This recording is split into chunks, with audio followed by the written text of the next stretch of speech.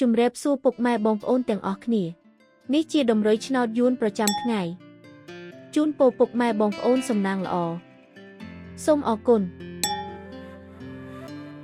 ជំរាបសួរពុកម៉ែបងប្អូនទាំងអស់គ្នានេះជាដំរីឆ្នោតយួនប្រចាំថ្ងៃជូនពរពុកម៉ែបងប្អូនសំណាងល្អសូមអរគុណជំរាបសួរពុកម៉ែបងប្អូនទាំងអស់គ្នានេះជាដំរីឆ្នោតយួនប្រចាំថ្ងៃជូនពរពុកម៉ែបងប្អូនសំណាងល្អសូមអរគុណ